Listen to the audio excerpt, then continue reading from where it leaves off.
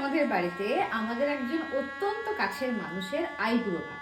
তার সাথে পরিচিতি প্রায় 6 বছরের কাছাকাছি হবে। অনমিত্রদা, আমি আপনার হয়ে এই কাজটা করে দিলাম। প্রথমে আমিই পরিয়ে দিলাম।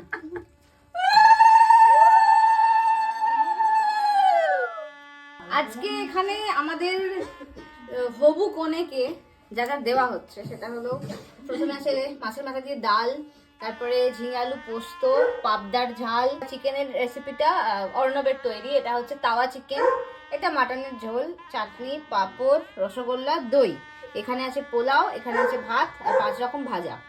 তো এই প্রত্যেকটা জিনিস আজকে আমাদের হবু কনেকে খেতে হবে। দেখা যাক, তার একটা চ্যালেঞ্জ।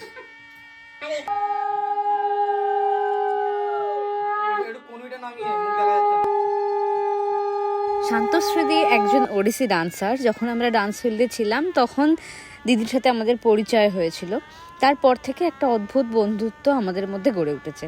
আমাদের হবু কনের এটা প্রথম আইবুড়ো ভাত, আর আমাদের জীবনে এটাও প্রথম আইবুড়ো ভাত খাওয়ানোর সুযোগ হয়েছে কাউকে। তো এই মুহূর্তটা সত্যি খুব আনন্দের ছিল আমাদের কাছে। হচ্ছে তুই যেটা খেয়ে তৃপ্তি পাবি সেটা খা। একদম সবই খাবো আমি, এই তো সবই ফেভারিট, জাস্ট আমি মাটনটা খাবো না। That's all. তার মানে তুমি মায়ের জন্মদিনে চিকেন খেয়েছো, মাটন খাওনি? আমাকে এক্সট্রা করে চিকেন দিয়ে গিয়েছিল।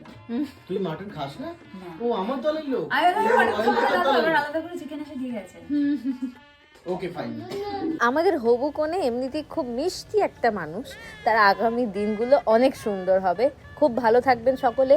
আপনাদের সঙ্গে দেখা হবে নেক্সট কোনো মিনি ব্লগে। Till then, tata.